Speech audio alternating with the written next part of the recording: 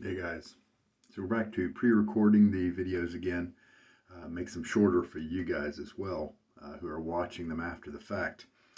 But we'll definitely do more live shaves here in the future, especially since it's so easy now with the camera being able to be my phone. Let's look at the gear for today. I'm doing a repeat of the razor. It's the Pearl Flexi. And I'm repeating the blade as well, the Perma-Sharp Super Stainless. And then we've got Santal Noir from Mammoth Soaps, now called House of Mammoth. And this blade and this razor yesterday, even at medium and mild settings, easily sliced through 5 days of growth. So very cool, very effective. So now we are shaving off an extra day of growth, 2 days. I was just too tired yesterday, and so it's not quite an average shave, but I'm going to keep it down at a nice low setting, and so we'll have a little bit more of a realistic view of the dailiness of this razor. I'm liking it so far. The brush is the Shave Nook, yeah, Shave Nook 2020 limited edition from Semogue. It's got that tortoise shell coloring, very dark. I like it a lot. And I've had this guy soaking for a little bit. And he's a little bit shorter loft here than your usual, than the like Smoke Owners Club and the 2000. And this uses that nicer bristle. I don't know if it's the special, but if it's not the special grade, then it's the premium grade from Semogue, and I believe it the premium grade. If I had to guess, that might be where it is. So I enjoyed last time I shaved using the Soap Commander Integrity Balm unscented. That's what that one is. And then a cologne from Sterling. Now today I'm doing basically the same thing. Today's cologne is Sandpiper. Today's eau de toilette is Sandpiper. And the only thing I didn't like about that plan is that there is actually a kind of a base scent here on the Integrity Balm that is not as nice as if it had a scent. And so maybe when I use this up, or what I might do is switch to to using, instead of an unscented balm, to just like using one of Sterling's that's not too distinctive, that's really calm and easygoing, kind of works with everything. Sandalwood is a scent that works with just about everything I ever shave with, and their sandalwood is kind of mild and a little bit sweet, and so I'm sure it wouldn't get in the way of anything really.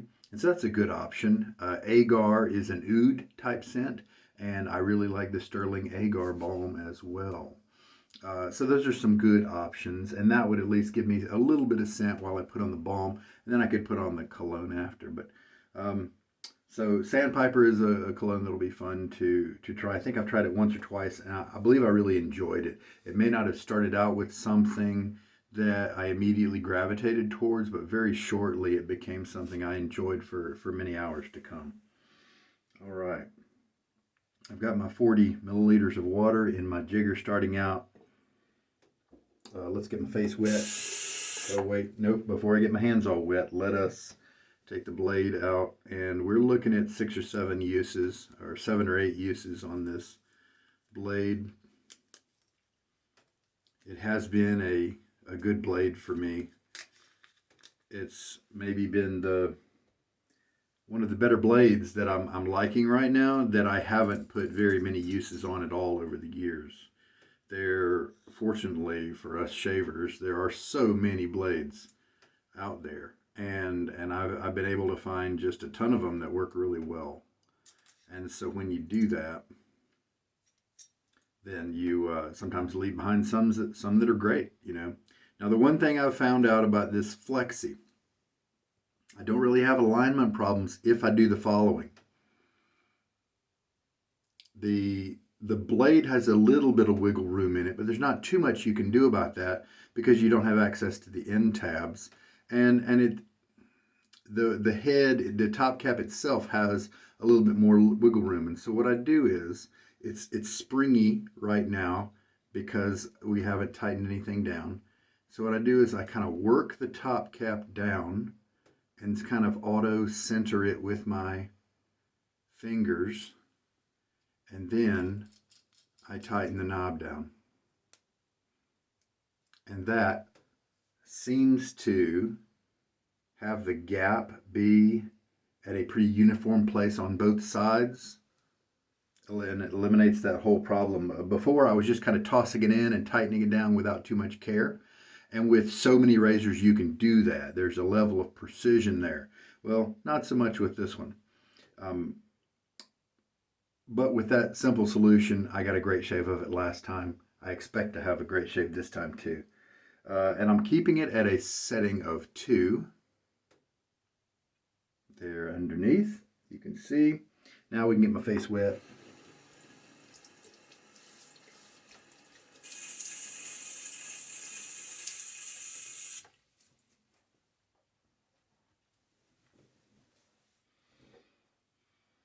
And the Santal Noir is in the Tusk base, and it's just terrific. I believe my friend Wiry Guy is about to sell his soul for a set of the Santal Noir, and it's really enjoyable noir type scent. Let's load up. 20 seconds will probably be just fine. We're starting at 35, so we'll go to 55. The scent has a little bit of a cool darkness to it, very cologne-like. It is going to resemble some of the different noir type scents out there, some of the colognes that you may have experienced.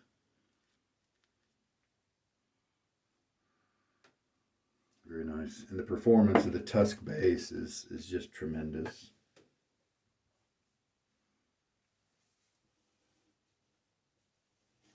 Cleaning off the ridges here.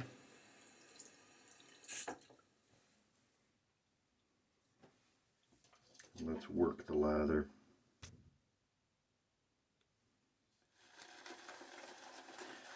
This brush hasn't seen too many uses. I forgot to check out and see how many. You can look at it in the title of the video sometimes has it if there's enough room. But down in the brush section and the summary section of the shade, it'll show how many if you're curious. Pretty sure it's maybe between 10 and 20, so not very many.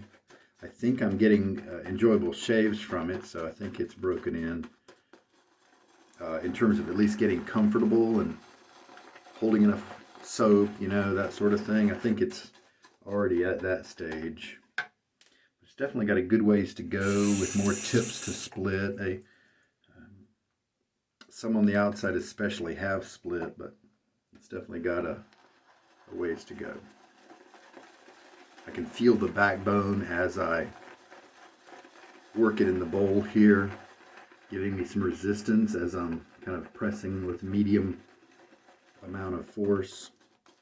And so you can tell that because of this shorter loft and larger knot, this is going to be a different brush than the Owner's Club, which has longer loft, and so you get almost immediately you get a more easy backbone with that one. It doesn't take too much water before we're looking at something pretty enjoyable here. But one of the great things about the Tusk base is that you can put a good bit of water in it and it'll still stay creamy and slick.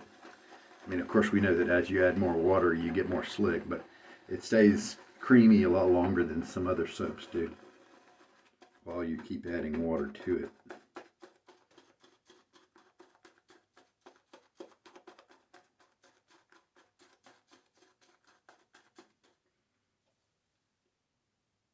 Looking good.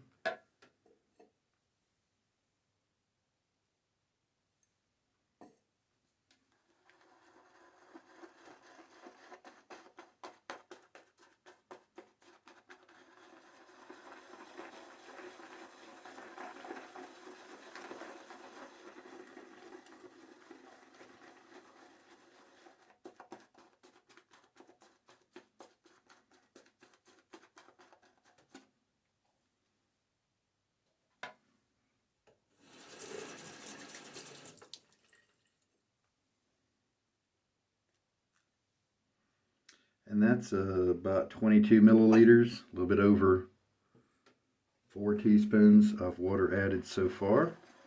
That might be right around where we stop with this guy. It's looking very nice.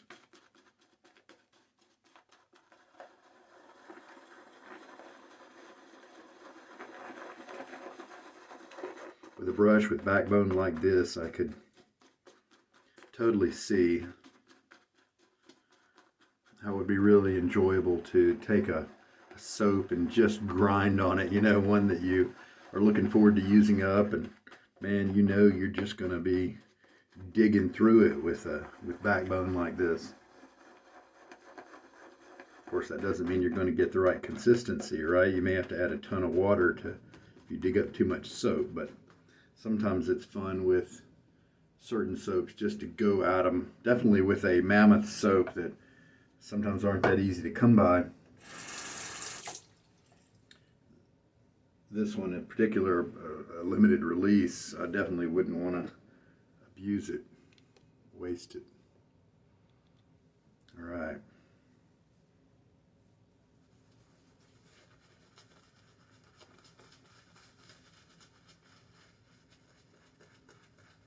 So I can feel a ton of backbone here.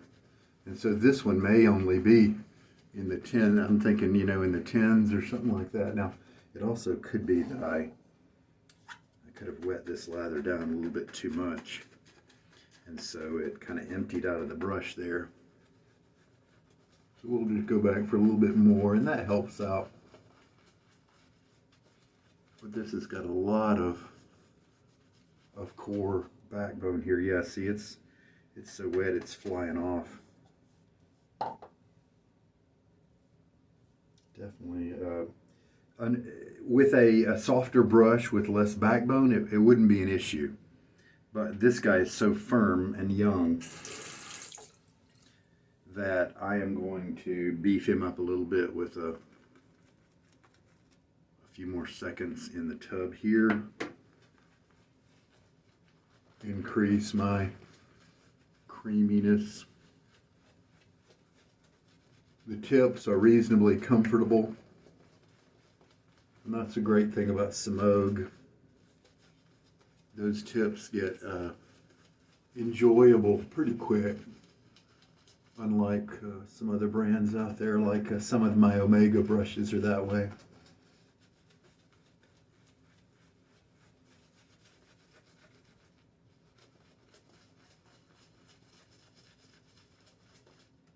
This I've got oil on my hands.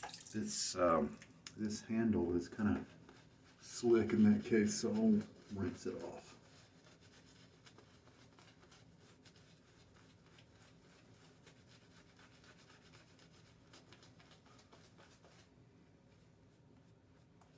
In my effort to kind of work the brush, break it in, that sort of thing, sometimes I might scrub a little too hard on my face.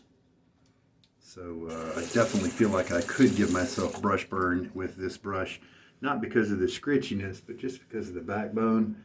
And so I might be prone to use this guy when I don't have a really aggressive razor on the docket.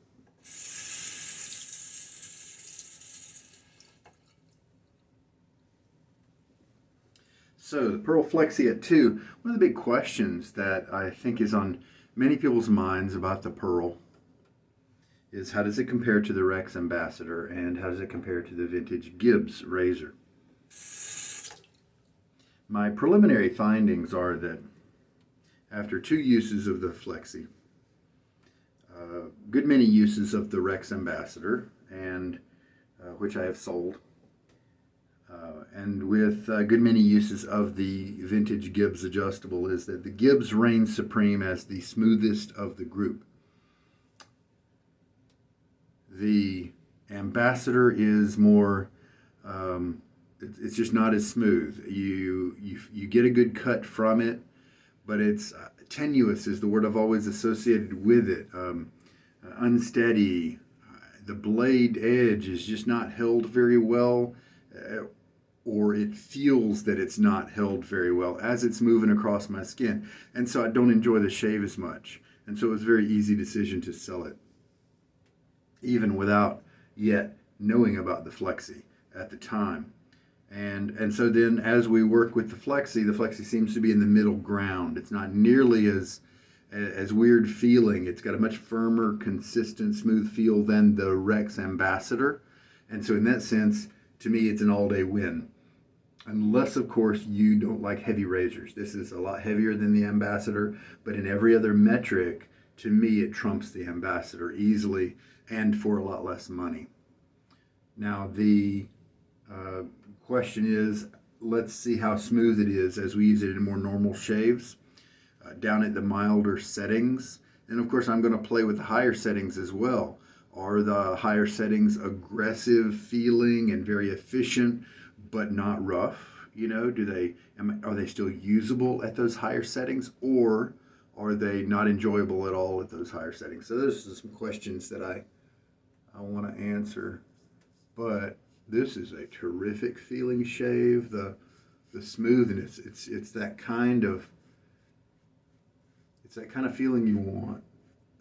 You do know that you're being cut, but I'm not really feeling the blade edge at all. So it is a very smooth cut, and it is going through 2 days of growth like it was nothing at all.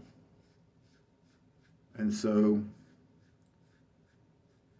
what I'm going to look for with this shave is, does any kind of tenderness build up during the shave? I'm going to try the 1 later and see if, like the Rockwell setting of 1, to me is kind of useless. It's just so mild. But that's good. If it's too mild for me, there are probably some guys out there who need something milder. And so then they've got something to help them out. All right, first shave down, let's rinse. Oh, hey, I can pause, yeah. With a month of live shaves during June, I got out of the habit of pausing you during the rinses and that sort of thing. All right, so now we're gonna kind of work the lather back into the brush.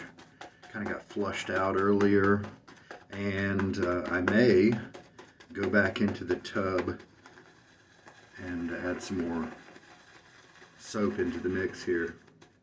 I obviously got a little carried away with the water, and like I said, if I would have had a brush that was a little easier going, a little softer, I wouldn't have had any problems at all. But a young boar with strong backbone just kind of doesn't hold on to the lather nearly as well. I'll go back for a few seconds there and kind of watch it get a little better here.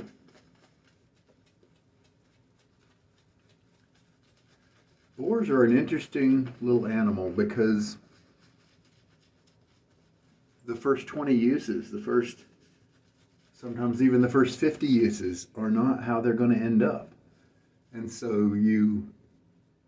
whenever you review a boar brush or read a review online, you need to find out how old that boar is, because it could be, especially if the person has never really taken a brush to that distance, that model even specifically, then their information is going to be totally inaccurate.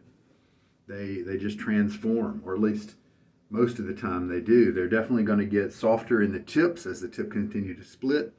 Most of them will lose a measure of backbone. I have definitely had brushes move from too much backbone, don't want to use it, to this is very enjoyable, and have quite a big difference. So cross grain now. With the milder setting, you have to pay attention to your angle. And so you can listen for the very light cutting. You can feel for the very light cutting. I'm getting a little bit of drag, but that's because of my lather. It's a little bit too wet, like I mentioned.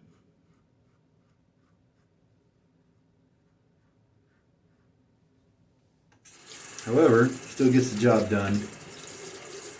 So the Pearl Flexi is kind of a new entry last year and this year, I believe, and it is a brass razor. It has lifetime materials. It is a plated brass razor, kind of like the vintage Gillettes. And so you are going to be seeing it around for a long time for those who have purchased it. It's made over in India.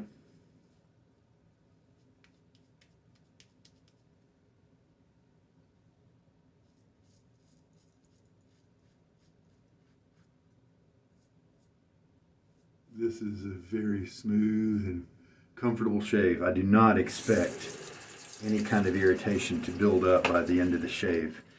We only have that one more pass to go. And the face feel, as I was doing the rinse, I was feeling in my stubble, and man, I feel like I could walk away from this one without doing a third pass. Very close. Very nice feeling shave. I did go back to the soap tub.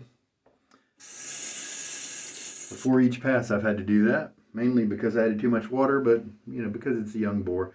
And if you do have a boar that you're working on, it is very typical to have to go back to the soap tub before each pass. It's frustrating, but knowing that it's a short stage, it's a short phase, maybe 5 to 15 uses is all you'll probably need to do for a lot of good brushes like Zeniths and Semogues before they start working without you having to do that.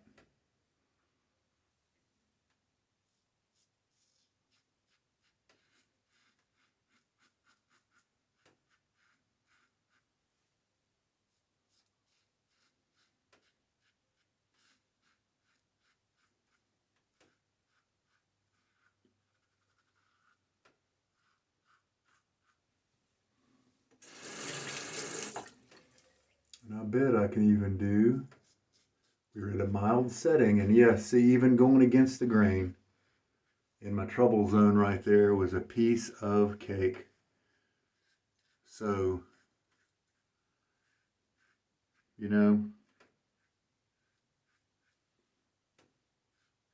very happy with this razor. Highly recommend it. My only caveat is the way you have to be very careful to get that top cap kind of wiggling and seated down, centered on the base plate. And I believe it's because the angles there are so shallow that it looks like a fairly normal blade curve, but just the way everything works out, it's possible for if the top cap, and here, let's say here's the base plate, if the top cap was over slightly one way or the other, then it would lock into place and wouldn't auto center. When something's more steep, then it auto centers as you tighten it down.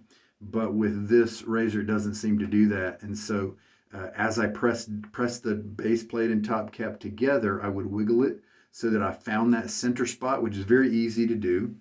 And then I was good from there. So using that little technique, this becomes a wonderful razor. Oh, and the only other issue is the weight. It's a heavy guy. Some people may not care for that very much. Now, I do feel a little tenderness here. So we've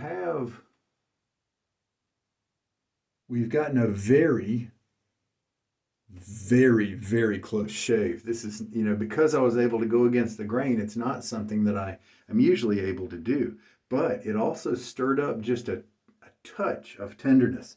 So I guess if I want to avoid that in the future, perhaps I would just stay away from that against the grain.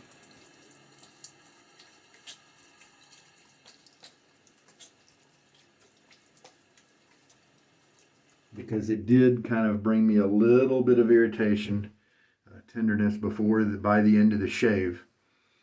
And so let's put on some of this. And you know what? As an experiment with the balm, in that, I told you how it had kind of a base smell to it, that you would get. I'm going to go ahead and have in the air some of this sandpiper, put it on my wrist, and then that'll be on me while I put the balm on, and I bet that might solve my problems.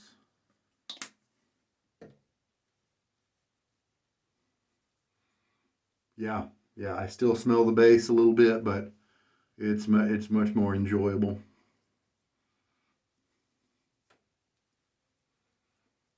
I mean, my thing is I work pretty hard to. Uh, I enjoy the soap scents during the shave a lot. The whole shave environment is one that we've in this hobby kind of tweaked, and where we just really have each and every stage is possible to be a scent that we really enjoy. And so I didn't really like the process of putting my balm on and having it not really be having it detract from the event of the shave, not by a bad smell, but just not a great smell, you know. And so I am glad that that works pretty well. Yeah, that sandpiper's pretty nice. Somebody recommended, somebody on YouTube actually recommended the sand, said that they had just gotten the sandpiper EDT, or maybe I was using a sandpiper soap, or we were talking about Sterling soaps or something, and somebody mentioned they like sandpiper. I'm sure at the time I mentioned I love it too. I've got the soap, but I didn't have the EDT. And there, the little talk we had caused me to buy the EDT, and I'm very glad I did. All right, so I bet in this case, with the amount of water that I added, picking up 30 seconds of loading would have probably been a better match. And yeah, we're looking at 22 milliliters of water used, and we pretty much used up all of the lather, so pretty economical use there.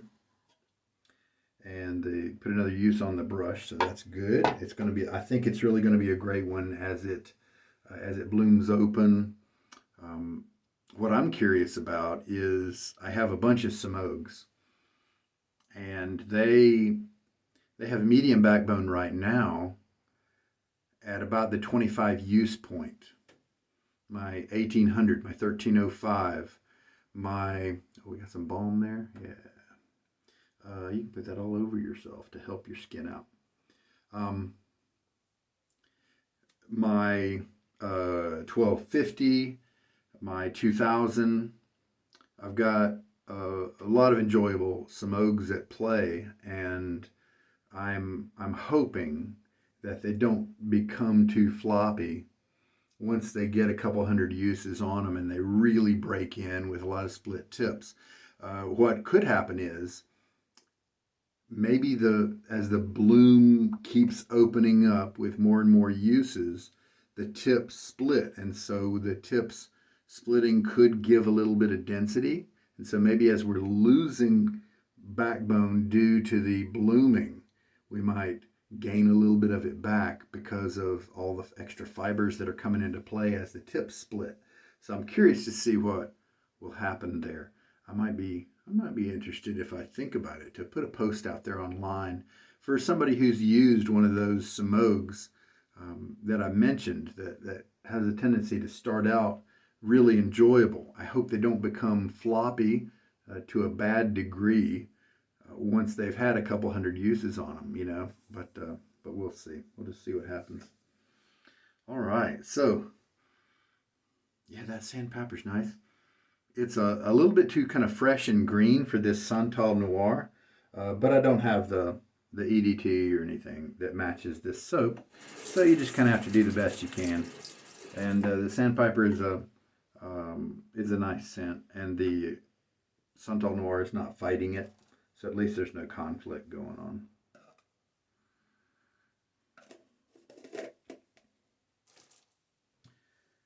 And I told you all my deets. We did the 20-second load. Should have done longer. I ended up going longer by returning to the tub. What I could do next time, compensating for that, is run the lather thicker than I usually do. Don't take it nearly as hydrated, and that will help the bore brush a little bit. And then I guarantee you in 30 uses, it's going to be a different feeling bore brush, and I'll be able to use the really wet stuff that I'm accustomed to. So I think that time is definitely coming. this this backbone level we're at now is a temporary phase. All right, I've seen that happen with my Zenith B23, and it was equally as not as enjoyable in the younger phases. And you wondered, is it going to relax? You know, is it going to be better? And sure enough, about 28 uses or something like that, the B23 became a really enjoyable brush that I um, was glad to have purchased. So I think with the Flexi, I gave myself a little tenderness. Here's the question. Is that because of the nature of the Flexi? Does it have a suspicious smoothness that gives you maybe a little bit of aggression or tenderness when you're, if you're going against the grain? Was that against the grain work just tender because of my own nature, my own skin having a problem with that particular maneuver as I rinsing things off here? Or is it the blade? Can I switch to a different blade with the Flexi and have a different experience and not have that kind of hidden irritation? I guarantee you it's not going to last. The irritation here, it's not really a bother right now. And in 10 minutes, I probably won't even feel it. So here's what that base plate looks like. And the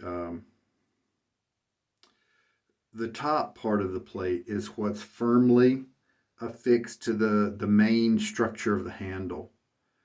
And the bottom here, then the safety bar, that is what is movable by the dial. Now, do I see any alignment issues here? I don't think so. If I do, it's really difficult to detect. And if it's hard for my eyeball to detect, then that's probably pretty good enough for me, right? My friend Zesty Calco got one in the same batch, likely, that I got, and his alignment, his base plate alignment was just a little off. So he's dealing with them about that.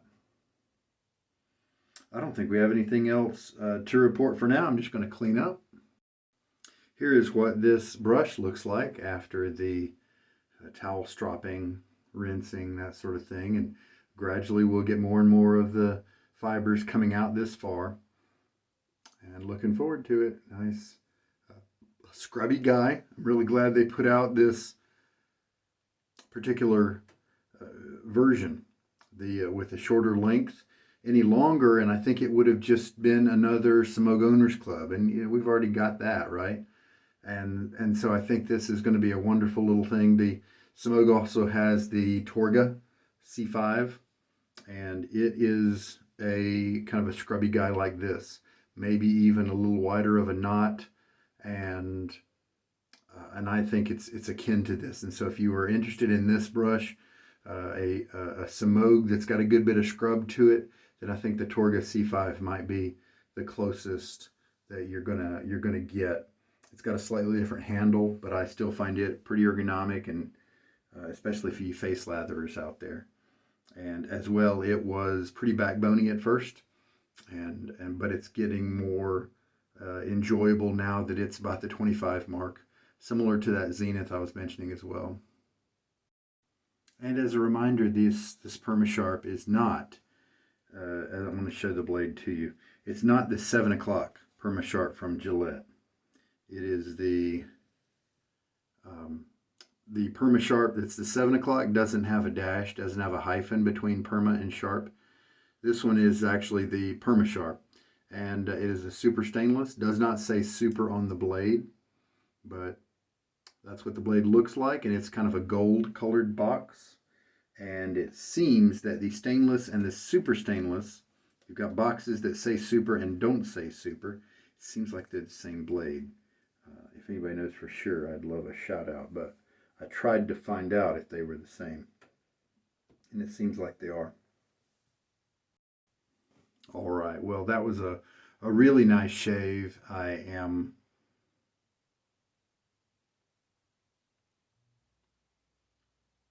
trying to find the right word.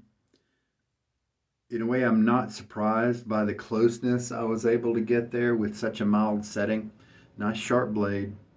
And next time I might just skip the against the grain and see what kind of closeness it can get if I don't do that. And then I can, since most of my other razors I can't do that with, it'll be more even footing, and I can compare its shaving abilities when I don't do it against the grain pass. However, the fact that it can do it if I want to speaks very highly of this razor. Not all that many that I can do an against the grain pass with and have it be as comfortable as it was today. So that's a really cool thing about this razor. And this razor has done well for me in the Gillette adjustable, the slim, and so it looks like this blade is a good one. Still pretty young. I think it'll serve well, and I think we're good to go. I'm enjoying the Sandpiper, and I enjoyed the Santal Noir during the shave. They're not too related, so it's a little bit of a get off one train, hop on the next. You know, when I put on the cologne, but they're both enjoyable. All right, guys, you take care out there. This is Sugar Daddy Shaves, and I sure hope that there's been something in this video to help you out. Really good, enjoyable shave today with near baby butt smooth on the areas where I did not go against the grain, and really very close in that trouble spot right next to my Adam's apple. Take care, guys. Good night.